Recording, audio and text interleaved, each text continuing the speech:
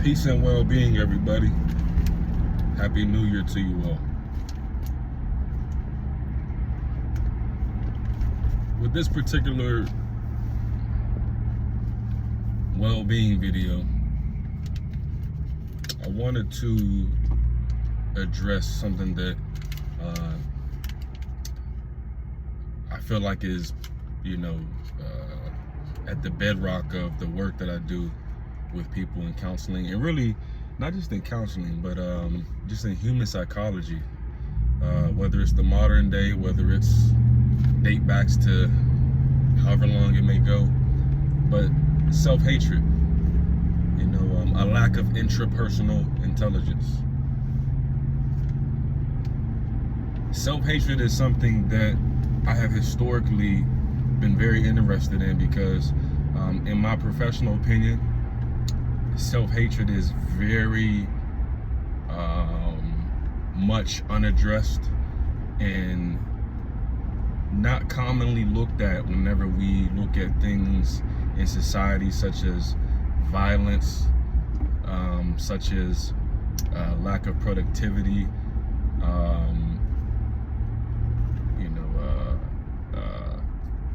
lack of achievement. It is my opinion that if you unveil those things that I just mentioned, violence,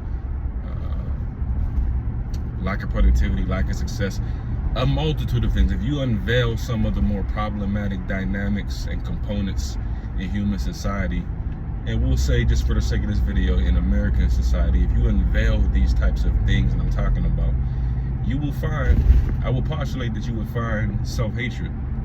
In one of the blogs, I can't remember his name, one of the blogs I wrote, I had quoted somebody, I had referenced somebody, another peer of mine, can't remember his name, but he has said that America has a self-esteem problem. I heavily agree with that. I might even use self-hatred and self-esteem problems synonymous in this particular video to some degree. Years ago, singer Tyrese, I've been trying to find the video, but I can't find the video. Or at least I haven't found the video yet. Tyrese had talked about, just in his own reflection on some platform he was on, he had said that, I think he's from Watts, and he said that growing up, like the most craziest, insane people from his community were the ones that were typically the most revered, the ones that were most endeared and looked up to. And I think that that kind of goes to, I think, not even just Black America, but you can even argue now that that goes to, that's even world psychology now, because hip hop is taken over as the #1 music influence over rock music now. And hip hop, we see, is influencing not just hip hop, but I would argue the gangster rap culture, gangster pop culture is influenced and taken over, just pervaded the world. You see TikTok videos, you see Instagram videos now of like people 30 and under, sometimes even over 30, just having that gangster energy in their music videos and some of the things that they're doing. It's taken over, right? And I would personally and professionally align self-hatred with gangster rap culture, and also with what Tyrese is saying, because, well, for many reasons, and too many to enumerate and elaborate here, but it is of my professional opinion that gangster rap culture to me is like a, and I say this respectfully as I can, it's like a cesspool for, it's a cesspool and a invitation for people who have no idea who they want to be and want to default to have a place to be anybody that they want to be, if that makes sense. I found, even as, I was even I think a result of that to some degree in my teenage years. If you don't know who you want to be, if you're lost, you have no idea, who you truly, or if you're not lost, but you're just not comfortable with who you are, gangster hip hop culture, it will invite you to be whoever you want to be, and it's dangerous.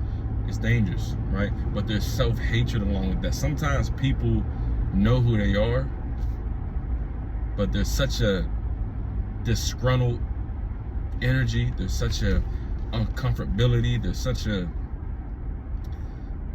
dislike for who they were created to be for some reason. We don't know the reasons all the time, but there's such a self-hatred there, strong self-hatred, that it causes them to default to other channels, to other energies, to other situations, if you will, right? And I think that Tyrese's comments, are not only limited to Black America or limited to the hood. I think that I think it was 50 Cent. I heard somebody named who goes by the name Big Homie CC said that he, in a third party way, referenced 50 Cent's comment or rap lyric where 50 Cent said, America love this gangster shit, right? Yeah, like the movies, the music, even if people aren't living that gangster life, there's something about the gangster energy that people they're enamored with, right? For some reason, like the crazier somebody is, the more insane, the more maybe it's because to be a civilized person, is something that people feel like they're forced to be or they have to be. And to be civilized is really, in modern day, to be civilized is to be void of being inhumane. It's void of being dark. It's void of being jigway. It's void of being criminal. And it's void of being toxic.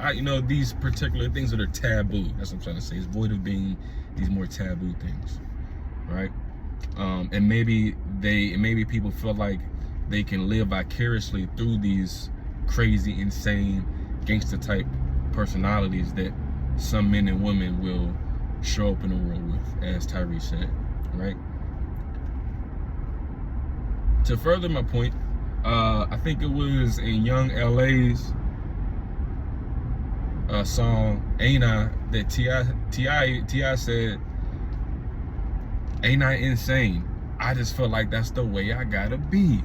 If you go back and listen to that song, very telling. T.I.'s that one rap lyric to me was very telling. Ain't I insane? It's a question, right? Ain't I insane?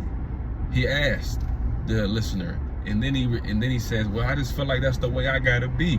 What is he saying? Well, I think there's a confluence of what he's saying with what Tyrese is saying, and with what many of us know is that some people feel like, because it's a survival tactic, right?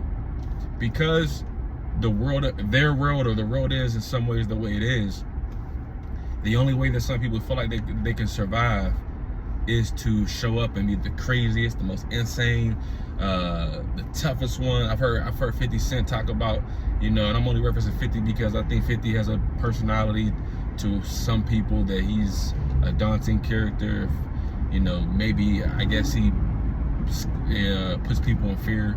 I don't know that person, but it appears that people respect him to a very high degree for reasons that may be intimidating to others, right? But even 50 Cent said something about how he felt like, if he becomes the biggest line in the room, then people will be very careful in how they deal with him. That's a survival tactic. And we know 50 Cent is somebody that allegedly got shot 9 times. So somebody like that, is going, they've been hurt like that. They might feel a need to, as a peacock does, or a dog does, or any animal, try to puff his chest up. And I'm not saying if people like 50, is doing it in a disingenuous way. Even Mike Tyson, one of my blogs, I believe I wrote, I referenced Mike Tyson. Mike Tyson said something, and I'm paraphrasing. He said, "Back when y'all was calling me the most feared man on the planet," he said, "I was actually the most fearful." He said at that time of my life, his life, he was so scared, but he knew that people, he knew how people responded to fear.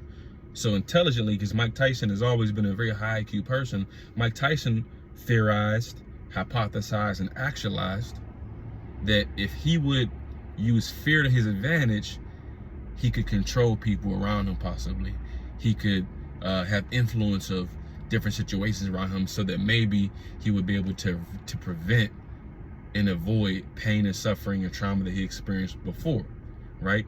But what he's saying in a nutshell is that in him and people calling him the most feared man on the planet in the 90s, that's a result of actually him doing things to cover up how scared he was. This is not me saying this.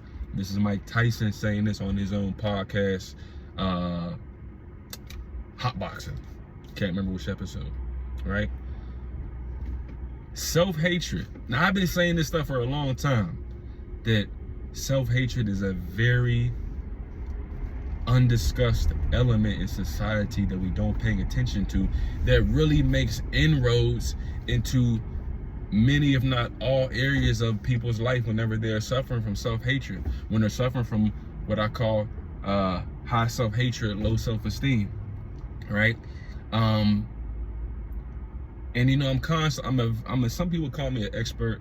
I appreciate that. That's a very I'm a very modest person, you know what I mean? But I'm definitely appreciative of, you know, people acknowledging what they see in me and what they get from me as a professional person. I appreciate that. I look at myself as simply a student of my craft. Every great master, they say, thinks like a beginner. So I'm constantly just studying, reading things.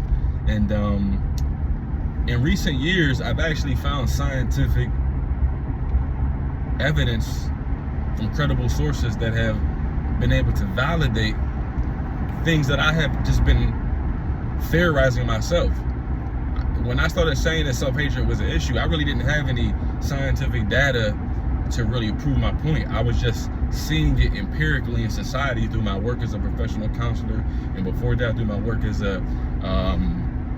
just a general helping professional, and just in day-to-day life, and like listening to the common man and woman, and sometimes the uncommon man and the uncommon woman, right? But in recent years, I've actually found data, actually a lot of data, even dating back to decades in my childhood, that has stated that self-hatred is a result, or at least not a result, it is correlated with self-conscious emotions, right? It also says that some of these articles also say that violence is directly correlated with self-hatred, and the self-hatred is also correlated with the self-conscious emotions. When I say self-conscious emotions, I'm talking about things such as embarrassment, things such as humiliation. There was one article that I read, I actually told my team about it, and it was, I think the researchers were I can't remember, John Har, I can't remember, I might include it in this particular vlog. I'll attempt to find it and put the link in it so that you can read the article yourself. But what they had said was that there's something called non-suicidal self-injury, NSSI, non-suicidal self-injury. So if you hear that, you know, that again, from my research, it appears to be behaviors and acts where people will injure themselves, right? People will injure themselves to some degree, right? They won't necessarily have the intent to kill themselves, right? But it'll be some sort of escalated or elevated injury that is very harmful to their well-being. So it's non-suicidal self-injury, or it may have been an attempt to take their life, but it didn't work. And I don't really believe that last one is an accurate synopsis of what it is, okay? I myself also have to take a look more into NSSI, because at the time that I read that article, that had been the first time that I had ever heard that particular acronym. But if you just use logic and reasoning, non-suicidal self-injury, it appears to be injury to oneself that does not take one's life, right? So I'm just using deductive reasoning. I'm going to be honest, I may not be totally accurate with how I am explaining NSSI, at this time, but I do believe I am definitely not far off, okay? But to the point of it is saying that NSSI is a result of, this is very interesting. It says that the first thing that will happen before leading to a non-suicidal self-injury is there will be an adverse of childhood experience, right? So a trauma that happens in childhood, okay? Some of you may know of the ACEs score. It is one of the most famous studies done in the, within the healthcare profession, within human psychology, very well known. All right, so there'll be a ACEs occurrence, there'll be an adverse of childhood experience, and then what they say is that the self-hatred will arise from that traumatic experience, and the self-hatred itself will actually be the vehicle that causes somebody to actualize the NSSI. I find that very interesting as a well-being practitioner, as a professional counselor. Very fascinating, because that was actual research that was done. And I can't remember how many people it was done. I want to say it was at least 700 people. But again, we can all go back and look at the actual data. Might have been more, might have been a little bit less. But it's fascinating. Those three elements. A trauma happens in somebody's childhood, right? From that, self-hatred arises. And what the article was saying was that the self-hatred is the middleman, if you will. The self-hatred is the thing that will be the vehicle to take the traumatic experience and translate it into the non-suicidal self-injury. So even from that particular study, again, if you unveil the NSSI, we can still call NSSI violence. It's just violence against oneself. It's still violence, right? Just like they say, oh, well, child molestation is what do they say? They say child molestation is a non-violent occurrence. That's bullshit. That's complete bullshit. They say that it's, I don't know why they're saying that it's non-violent, because they're probably saying that it's non-violent because it's not somebody, physically and increasingly aggressively attacking somebody's physical body like a rape, right? But I have always said historically that child molestation is violence because it attacks the emotional state of a person. It attacks the mental state of a person. It attacks the spiritual state of a person. It can attack multiple states of a person. And as we know, all non-physical states can become physical. So because it attacks all those bodies, the emotional body, physical, the emotional, mental, spiritual bodies, we know that stuff can become physical. Children can have physical ramifications, physical conditions. They can have physical problems as a result of being molested. So I don't agree with that. And all that to say that, NSSI, some people would say that they might not classify it as a violent act, but it is. It's a violent act against oneself. And if we go back to what I was saying earlier, if you uncover violence, you will find many things. But one of the things that I have always believed you will find is self-hatred. And this is an article that actually confirms and validates what I am saying. It's making my own theory fact. What I used to say is a theory, I've come to find out is an actual fact. And I know we're going on for some time, but I did want to take some time just to be thorough as I possibly can. All right, as this has come to me now in this moment. Okay, and if you made it to this point in the video, I appreciate you. Appreciate you either way, even if you haven't. We can't always do these little 1-minute microwave videos. Okay, it's just not how we're going to improve the world all the time. Another interesting study that I actually found, I believe this one dated back to 1996. I should also be able to find that link. I was very fascinated with this one too, because it actually challenged a bit some of the things that I just said, right? it challenged it, but I also think that it validated it, and I'll explain why.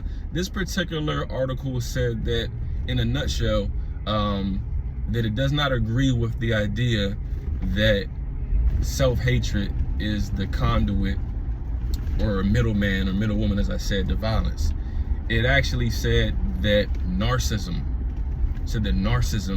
is actually a very integral component of somebody becoming violent, right? Now, when I read further into this article, I actually think they're actually saying the same, or if not the same thing, they're actually saying something similar, because they actually do acknowledge self-conscious emotions, right? They're acknowledging, in this particular article, it said that they did a study on, I think, offenders and non-offenders, and there was not necessarily any drastic difference between the emotional states or the self-conscious emotions that the offenders and non-offenders were experiencing.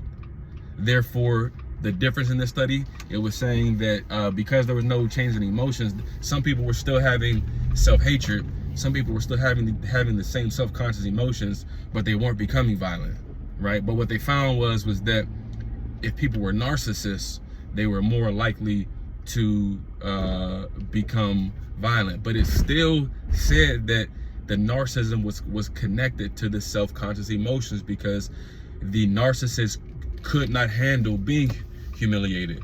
The narcissist could not handle being embarrassed. And because the narcissist could not handle those things, they were more likely to become violent, right? If we use logical reasoning, what I'm hearing whenever I'm reading these things, and even as I'm saying this right now, what I'm hearing is that people who become violent, those same people that Tyrese is talking about, very, very aggressive, crazy, insane. T.I. saying that, ain't I insane? Well, I just feel like that's the way I gotta be. There's possibly, what people are not going to admit to, there's possibly a narcissism that is also accompanied with their decision to become violent. There's possibly a narcissism that comes with their response to trying to protect themselves from becoming hurt again, right? Mike Tyson himself. Mike Tyson said that sometimes he would feel, whenever he was walking to the ring, he said, once he stepped in that ring, he felt like he was God, right? He talked about in his personal life, he wasn't just okay with being, number one to certain people. He wanted to be the only one, a godlike complex, right? He's walking into the ring. He's about to get what? He ain't about to do no study hall stuff. He about to get violent. He not about to read the Bible. He walking into that ring, he about to get violent, right? Now, I'm not saying that all violent people are narcissists. I'm not saying that all fighters are narcissists. But from what I am ascertaining from these articles that I continue to read, if I amalgamate them and I try to find where there's a confluence, at least at this point in my understanding of it, it appears that, from my conceptualization, that and I still do agree that I still would say that self-conscious emotions and self-hatred is definitely indicators of somebody becoming violent, but also the narcissism piece, right? The narcissism piece, right? That's a very interesting thing. Again, I'm not saying that all people that become violent are narcissists, but perhaps some, or perhaps there's a certain degree or element, right? So I just wanted to, I don't want to, we're coming up at about 25 minutes, and I just had that on my spirit that I wanted to share. I wanted to be educational, but I really did want to provide some type of professional counseling, psychology, and understanding and education to what I think is very under discussed. I've written, blogs about this stuff. I've put this stuff in some of my books. No matter who I'm working with, no matter the race, no matter the sexual preference, no matter if it's an adult or child, no matter their gender, right? I have found that one of the commonalities amongst, not all people, but one of the commonalities amongst maybe 90-something% of the people that I work with, no matter what they're coming in to counseling for or well-being coaching for, there is a high level of self-hatred. There is a low level of self-love. There is a low level of interpersonal intelligence. There is a high level of low self-esteem. There is a low level of high self-esteem. I am of the belief that if one is able to achieve higher levels of self-love, they will be able to access more of the elixir in life. Because I believe that self-love is possibly the thing that we're supposed to keep working for, achieve, keep growing, maintain, progress, improve, grow more and more and more and more and more. Not to a narcissistic degree. I'm talking about non-narcissistic self-love. Okay? The more of that we grow, that's who we quote unquote are created to be. I'll ask and I won't challenge people maliciously, but how can some people who claim to be these, worshipers of God, how can you hate yourself and say that you love God? Doesn't make sense to me logically. If you believe in God and you believe you were created by God and you believe that you serve God, but you hate yourself, you're hating the being in you that God created. That got to be possibly one of the worst sins that you could ever have or commit, to try to change, alter, or become something else than what you yourself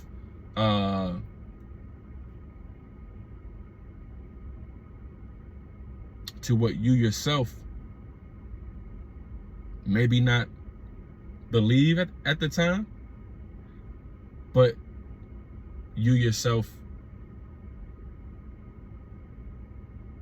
have a respect for what was created from the God that you serve. I'll put it like that. Hopefully I'm not confusing anybody. Okay? How can you hate yourself and say you love God to a high degree? If you believe in God and God created you to be who you are, you attempting to be somebody else, yeah, I call that a sin. And most of us sin in that way. And the scary thing is, most humans go to the grave with what may be the ultimate sin, not ever accessing who they were, throwing away who they were, ignoring who they were, repressing who they were, not tapping into who they were. God created you with all these different nuances and gifts and things like that. Even if you were a basic human, be 100% of the basic human that you're supposed to be, that God created you to be. You hating yourself could be literally a deadly sin, because you could die with that. It's just a fascinating thing that I wanted to process. Again, I appreciate you for watching this for 2 minutes, 10 minutes, and if you made it up here to this almost 30 minutes. Love yourself, non-narcissistically. It's possibly the greatest thing that you could ever do. And as I say, if you change your world, you have already changed the world. Expand your perspective. Peace.